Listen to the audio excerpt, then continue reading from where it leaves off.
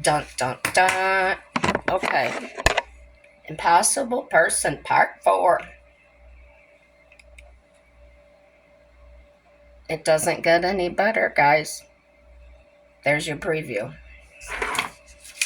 Update. It's Tuesday. Today, after having no calls returned to me, I began by calling the corporate office of the medical supply company. Again, I was getting same responses. My questions became more pointed and precise. The man started to become agitated with me. Obviously not getting anywhere again, I returned to calling the area managers, supervisors, and no surprise, had to leave yet another voicemail. I then called insurance once again, who decided would then call that corporate office again. Came back on the line, just repeating the same old thing, stating trust the process. Oh, sorry, just have a little tension breaker there. All I could think was trust what process? Nope, because there is no process happening here at all, right? So that call must have jolted someone, but not enough. This woman tells me, now this is the first person that's called me that actually has a title. I don't know. And she didn't sound like that big of a deal. She says she knows all about the problem I've been having trying to get my wheelchair, and she's going to help me. What she means is this. She tells me that this would actually be going through Medicare, and that Medicare will only pay for a walker or a wheelchair. Oh, I forgot to add, I did make one more call. It was to my state's attorney general. After a short interview, they determined it qualifies a closer look into the matter.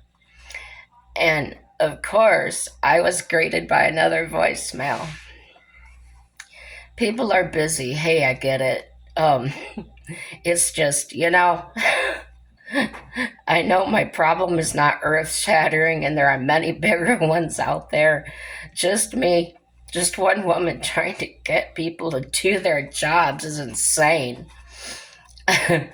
Well, when it rains, it pours, right? Okay, let's run this through Medicare. I call them. They tell me that I do have the Medicare Advantage plan that does cover more, and then sent me back to call my insurance because that is the direction to take care of this.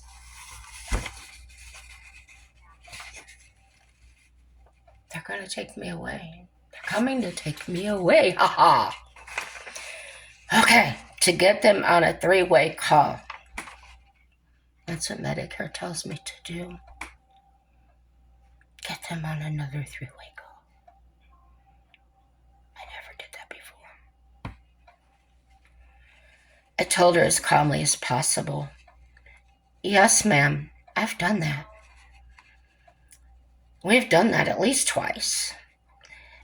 And the medical supply business tells my insurance and myself both at the same time, it's covered. We gotcha. We'll send it right in. So that got me nowhere. Then guess what? This just happened. Medical supply just learned that I filed a complaint with the Better Business Bureau.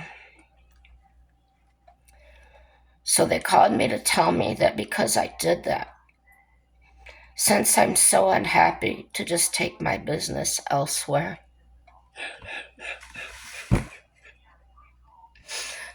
that I really need them to tell me that. No. There's just nowhere to go. And the saga continues. And if this subject just makes you mad, if it gets under your skin, try to laugh as hard as you can with anger. It may come out sounding sort of evil at first. I've done this. And then you may find yourself laughing at the way you sounded. It worked for me several times. Oh, I'm exhausted. They're all fired. Fire everybody, every last one of them. Hey, can we make that an executive order? You're fired.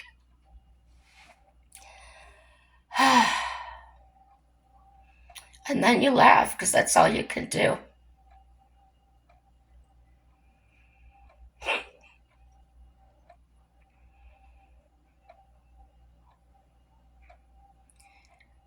I'm going to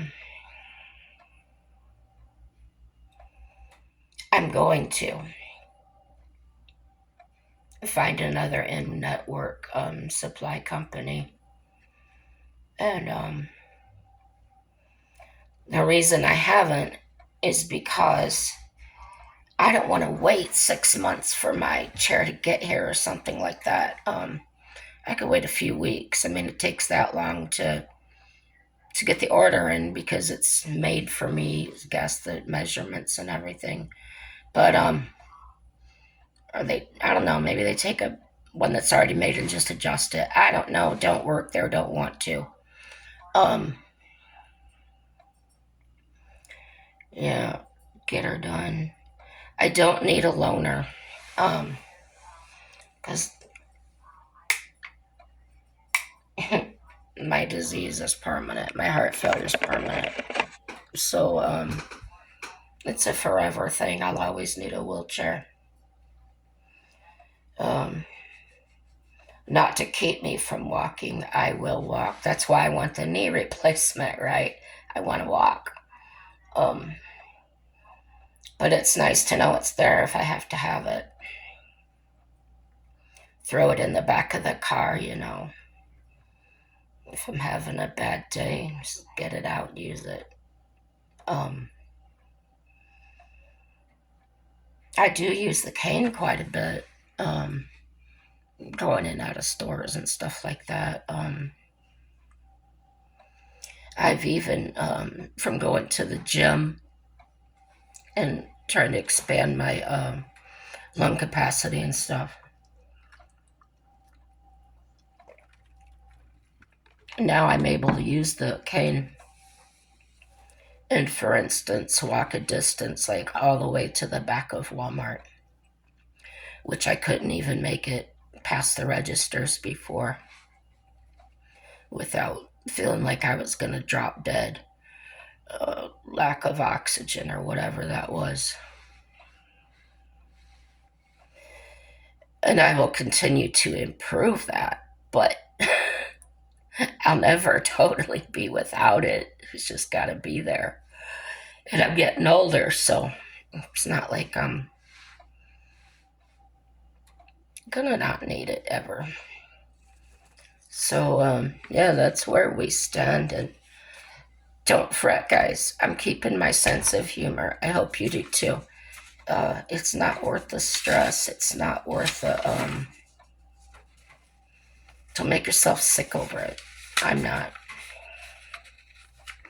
It's all gonna work out, and it's gonna work out to my good. Just watch. I've been through much, much, much, much worse. Oh, if you only knew.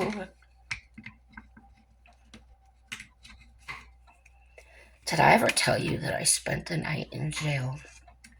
I did. And I didn't understand why I was there. I'm comfortable telling you this story now because It's a place in my life that's healed. One of the few that's healed over. Okay. When my mm, I don't know what to call him. My enemy, the one that was threatening my life, When he left, I was lost. I didn't know what was going on. Well, out of nowhere. I know if I told you before, but the county police department was one of my customers. I was their locksmith. And this officer comes to my house and he knocks on the door and he goes, "Are you home?" He walks in. I go, "Yeah, are you here?" And he goes, "Yeah." "What do you need?" And he goes, "I need you to come with me." And they've joked with me like that before, brought out the cuffs like they were going to put them on me and stuff. We've always had that kind of relationship. But he had this dead serious look on his face. I go, "What's up, Taylor?" He goes, "I really need to take you with me." I'm like, "You're serious?" He goes, "Yeah, I have a warrant." I said, "Are you serious?" And he goes, "Yeah," and he's laughing about it. He goes, "I don't know what it's for." And I said, "Well, I don't know either. I had no idea, no clue." I said, "I haven't done anything wrong." He goes, "I don't know what you could have done." So anyway, puts me in the front seat with him, no handcuffs. And he takes me the old country way, and we're just talking about different things. He's asking me about locksmithing stuff. And he finally gets me. He goes, "Well, I can't make it last any longer. We're here." So we go in there and gotta follow procedure, I put the handcuff on, handcuff me to the bench. And of course, everybody's gathering around to see what I did. They were scared. "What did you do?" I said, "I don't know. They haven't told me yet." That's what I did. I failed to appear for a court date for a hospital bill.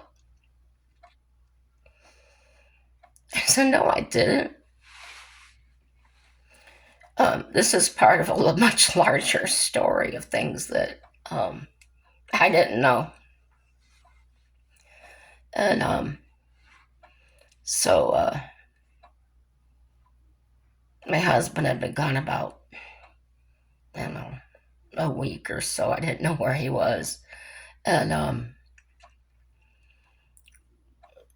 so, oh, my mom was there when the deputy came. And she went in her van. She gives me all the cash. She had like $400. She goes, "Here, here." And she's going, "What did you do? What did you do?" I said, "I don't know." So anyway, they put me in the cell. I never, till I came to North Dakota, I didn't know what cold was. They give you this little wool blanket. I'm only 5'5", but if you covered your feet, you couldn't cover your chest. If you covered your chest, you couldn't cover your feet. And you're on a stainless steel bed with a mat about maybe half an inch to an inch, maybe 3/4. I'll be generous. It's cold, cold, colder than a witch's titty. So I'm in there all night. And I'm freezing. I'm just shaking the whole time. It's so cold. And I'm sure it was set up for drunks. It had to have been. There had to have been icicles hanging out of my nose. So the next morning, I'm standing by the door. And they got these metal boxes that come cover up the window from the outside, like when they don't want you looking out. And mine was open about that far, so I could just peek. and I could see the desk because the cell I was in was at the end. And they had me dressed. I was wearing blue scrubs. Well, I hear this familiar voice outside. He says, I guess my wife was brought in here. I'm come to get her out. I'm like, oh, they found him. It's my husband. Well, you know what? They took him into custody. Oh, justice. So, he should have stayed there overnight, though, like I had to. That wasn't right. So, a little while later, they bring us out for court. And when I saw him dressed like that, they had him in those great big black and white stripes. I was thinking, justice. I don't know what this son of a gun's been out there doing. And y'all seen the movie The Green Mile? Good movie. Well, there's this one scene in there. I think it's Percy, he said. You got a dead man walking. You got a dead man walking here, right? Keep that in mind. So they have us stand next to the counter with their hands on it, flat on the counter. They got to put the leg shackles on and the waist belt, the whole 95 yards. And I'm just, in my head, I am laughing and screaming and going through all these different emotions. I've never been in trouble in my life. I never even got in trouble in school, right? I was such a nerd. So, I read the handbook. Offenders aren't supposed to talk to each other at all. So I knew I couldn't say anything to him. Well, when they turned us to face each other so that they could, I don't know what they were doing, something with the chains.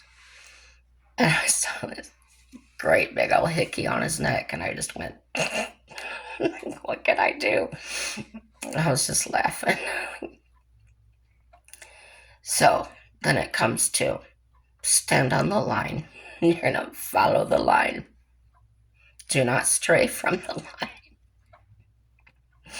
Well, the little officer, I say little officer because he reminded me of Percy. He was just tiny.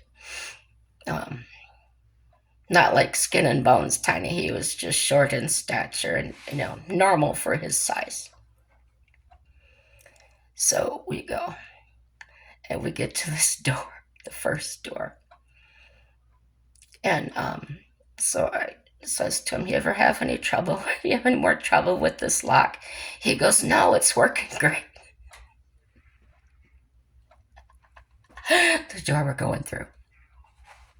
So he goes on, he's talking about the lock. It's never hung up. It's never, because their power, they work, whatever. And they slam shut. Well, anyway, we're on the way to the elevator. And we get into the elevator. Just a second.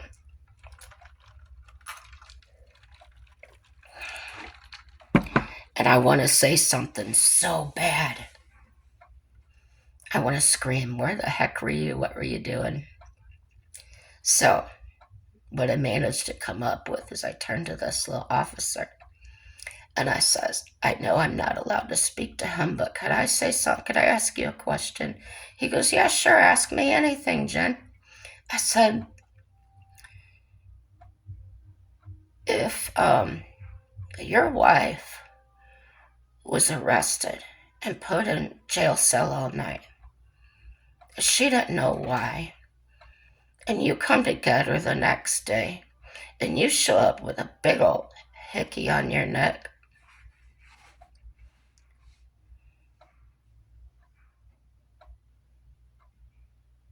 what would you do? He goes, do you know what she's saying out there in the hall? Well, I left this part out. From the time we went through that door that I'd fixed the lock on to the elevator, because see, in that hallway, there wasn't any witnesses. I was saying under my breath, "You got a dead man walking, dead man walking here." So we get into the elevator, and I ask that man that question. And he looks right at my husband and he goes, "I'd be a dead man walking."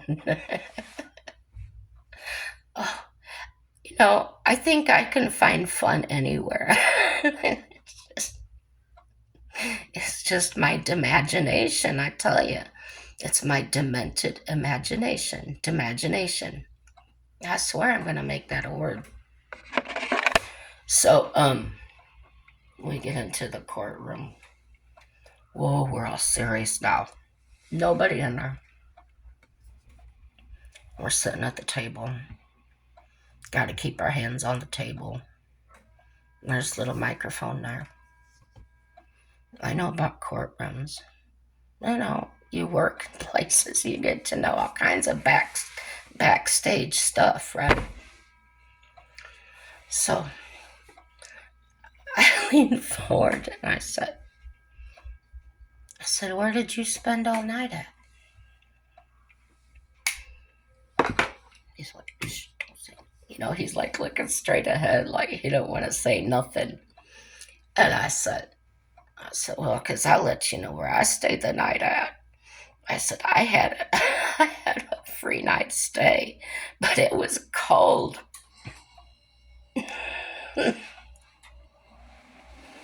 And I said, I could tell by that burn on your neck that you were somewhere it was hot.